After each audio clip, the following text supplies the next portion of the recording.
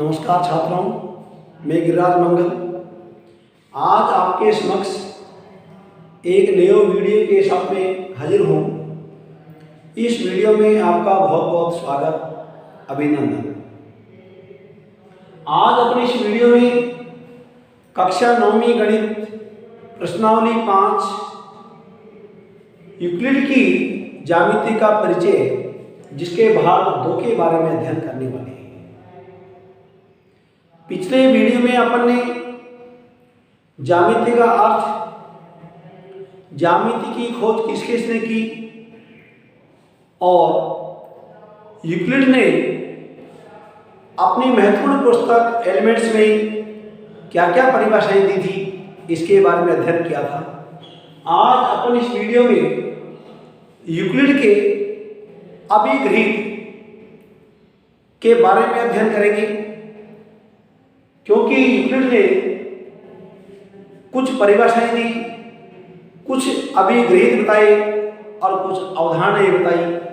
तो आने वाली वीडियो में अपन जो है यूक्लिड की अवधारणाओं के बारे में अध्ययन करने वाले हैं, किंतु इस वीडियो में अपन यूक्लिड के अभिगृहित के बारे में अध्ययन करेंगे। तो कुछ अभिगृहित जो मैंने आपको यहाँ लिख रखे हैं, एक एक अभिगृहित की यहाँ व्याख्या करेंगे। तो पहला अभिगृहित यूक्लिड ने बताया है कि वे वस्तुएं जो हमारे व्यवहारिक जीवन में भी काम में आती हैं, तो अपन देखते हैं कि वे वस्तुएं जो एक ही वस्तु के बराबर हो, एक दूसरे के बराबर होती है। परिवार को ध्यान दीजिए, अपने पास अनेक वस्तुएं हो सकती हैं, किंतु अपन अलग अलग वस्तुओं की तुलना एक वस्तु से करते हैं और वो उनके बराबर है, तो ये सारी के सारी वस्तुएं भी क्या होगी, आपस में बराबर होगी। वे वस्तुएं जो एक ही वस्तु के बराबर है तो एक दूसरे के बराबर होती है। ध्यान से समझना, पहले ही परिभाषा की, यानी पहले अभिगृहित के बारे में बात करेंगे। हमारे पास मान लीजिए ये कोई इस लंबाई की कोई वस्तु है, दूसरी वस्तु भी इसी के बराबर है, तीसरी वस्तु हमारे वो भी इसी के बराबर है, पहली वस्तु के बराबर। यानी ये पहली है, ये दूसरी है, ये तीसरी वस्तु। दूसरी वस्तु भी पहली के बराबर है, तीसरी वस्तु भी पहली के बराबर है, और चौथी वस्तु हम लाए वो भी इसी के बराबर लंबी है। तो ध्यान करना, ये चारों के चारों ही आपस में बराबर होगी कि नहीं होगी? निश्चित रूप से होगी, क्योंकि दूसरी पहले के बराबर, तीसरी भी पहले के बराबर, चौथी भी पहले के बराबर है, ठीक ना। तो एक के बराबर दो दूसरी होगी, दूसरी के बराबर तीसरी होगी, और तीसरी के बराबर चौथी वस्तु होगी। तो चारों ही आपस में क्या होगी, बराबर हो जाएगी, क्योंकि दूसरी वस्तु भी पहले के बराबर है, तीसरी भी पहले के बराबर है, चौथी भी पहले के बराबर है। तो चारों के चारों ही वस्तु आपस में क्या होगी, बराबर होगी। अर्थात एक से अधिक वस्तुएं जो एक ही वस्तु के बराबर है, तो वे सारे के सारी वस्तुएं जो हैं आपस में क्या होगी, बराबर होगी। दूसरे अभिगृहित में बताया गया है, यदि बराबरों को बराबरों में जोड़ा जाए, यदि बराबरों को बराबरों में जोड़ा जाए तो पूर्ण भी बराबर होते हैं। दूसरे में समझने का प्रयास करना। हम दूसरे अभिगृहित की बात करें, हमारे पास मान लीजिए ये दो वस्तु हैं 20-20 किलो की। समझने का प्रयास करना, दो वस्तुएं हैं 20-20 किलो की हैं। अब क्या करें, यदि बराबरों को बराबरों में जोड़ा जाए, चलो हमारे पास संख्या मान लें, हमारे पास दो संख्या है 20-20, दोनों बराबर है ना। बराबरों को बराबरों में जोड़ा जाए। अब हम क्या करेंगे, देखिए 20 में भी हम 5 जोड़ेंगे और इस 20 में भी हम 5 जोड़ेंगे, यानी दो संख्या हमारे पास बराबर थी, बराबरों में हमने बराबरों को ही जोड़ा, तो हमको क्या प्राप्त हुआ, पूर्णांक 25 और इधर भी 25। तो देखिए जो पूर्णांक प्राप्त हुए हैं वो भी आपस में क्या होंगे, बराबर होंगे। यानी बराबरों में हमने क्या किया, बराबरों को जोड़ा, बराबरों को बराबरों में जोड़ा जाए तो उनका जो पूर्ण होगा, जो पूर्ण बनेंगे, इसका पूर्ण 25 हुआ, इसका पूर्ण 25 हुआ, दोनों में आपस में क्या हुए? बराबर। अर्थात बराबरों को बराबरों में जोड़ा जाए तो पूर्ण जो हमको प्राप्त होगा वो भी आपस में क्या होगा? बराबर होगा, कि जो अपन देख रहे हैं। इसी प्रकार से हम 30 से अभिव्यक्ति यानी की बात करेंगे। यदि बराबरों को बराबरों में से घटाया जाए, बराबरों को बराबरों में से घटाया जाए तो शेषफल जो प्राप्त होगा वो भी बराबर प्राप्त होगा। इसका भी अपन सत्यापन करके देखते हैं। देखिए, ध्यान से समझने का प्रयास करना।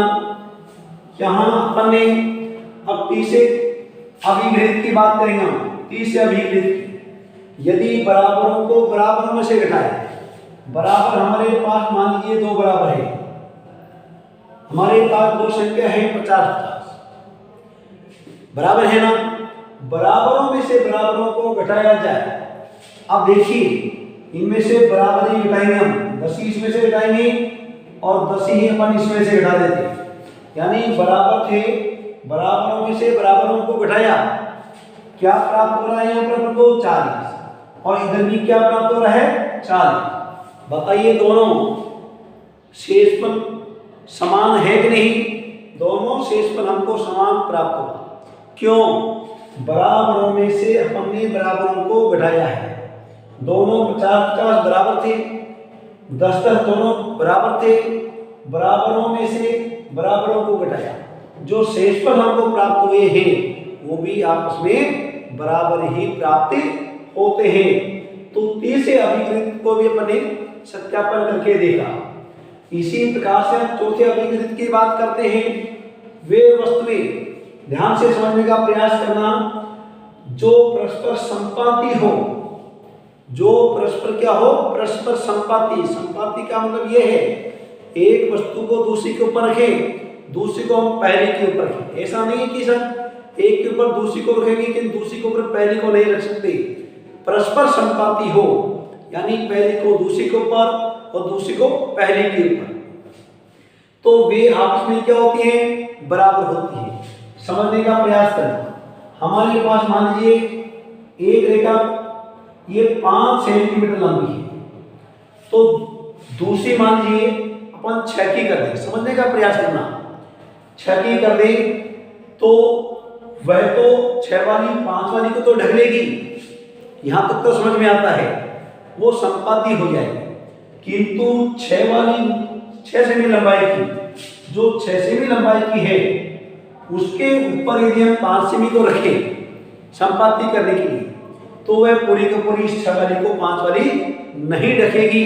इसलिए वो दोनों एक दूसरे के संपाती नहीं हो सकती।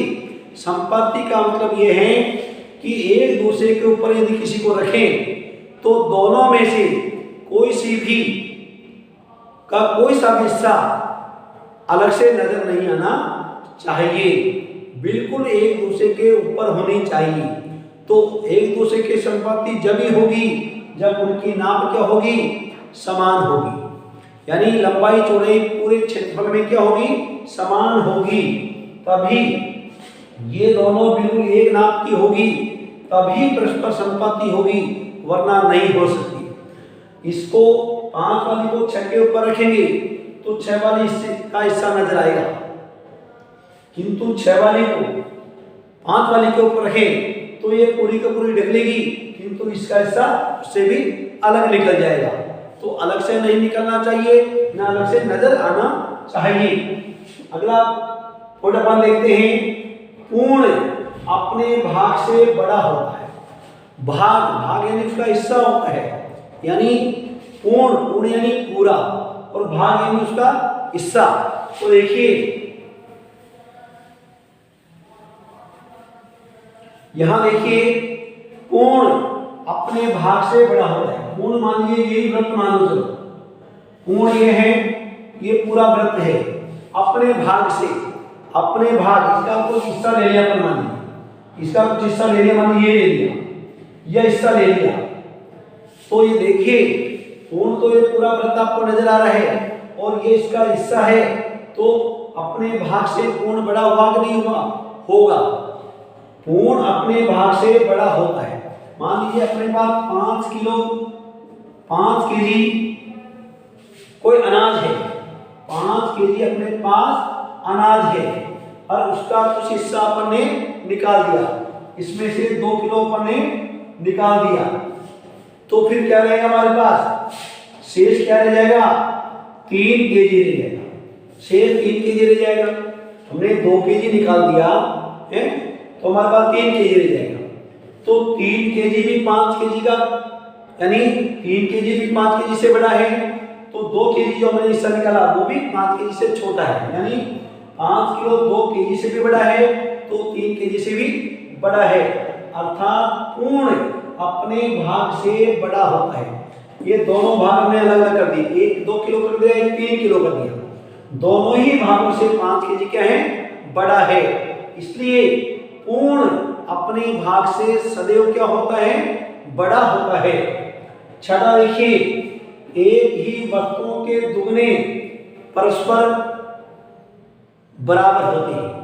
हमने जोड़ने वाली बात देखी, घटाने वाली बात देखी। एक ही वस्तुओं के दुगने परस्पर बराबर होते हैं, तो इसका भी हम सत्यापन करके देखते हैं कि दुगना भी आपस में बराबर होता है कि नहीं होता है।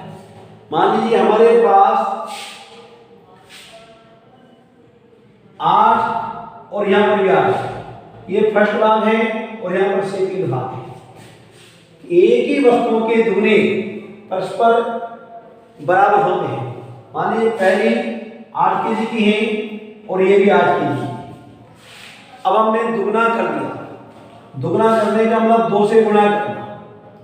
ये दोनों बराबर थे, अब दुगना करेंगे तो हम इसका डबल करेंगे।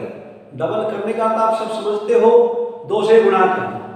8 केजी वजन को हमने 2 से गुणा कर दिया तो यहाँ 16 केजी हो गया, और इधर भी क्या हो गया? 16 केजी, यानी 16 किलोग्राम हो गया। हमने समान वस्तुएं थी, समान थी, एक ही वस्तुओं के दुगने, एक ही का मतलब समान वस्तुओं के दुगने किया तो वो भी आपस में क्या होते हैं? बराबर होते हैं। कोई सी भी नाप की हो, 2 वस्तुएं यदि बराबर है, उनका आप दुगना कर देंगे, दुगना करने पर जो वजन होगा वो भी आपस में क्या होगा? बराबर होगा। अगला पॉइंट अपन देखते हैं, एक ही वस्तुओं के आधे भी परस्पर बराबर होते हैं। हम यहाँ 7वें पॉइंट की बात करें कि एक ही वस्तुओं के आधे, समझने का प्रयास करना। यहाँ अपने पास मान लीजिए 24 केजी और इधर भी 24 केजी, ये दोनों हमारे पास बराबर वजन के कोई वस्तु है मान लीजिए। अब इनका आधा आधा कर दिया, आधा का मतलब बटा 2 कर देना। आधा करने का मतलब का, यानी 1 से 2 का भाग लगा दो आधा करने का। 24 केजी का आधा कर दिया हमने तो क्या रह गया? यहाँ पर 12 केजी रह गया। उधर भी 24 ही था तो वो भी आधा करने पर क्या रह गया? 12 केजी। यानी अपन किसी भी वस्तु का आधा करेंगे तो समझिए, यहाँ मान लीजिए मैंने बताया ना आपको, यहाँ 24 था, आधा किया, आधा अपने कर दिया तो इधर भी क्या रह जाएगा? 12 और इधर भी 12।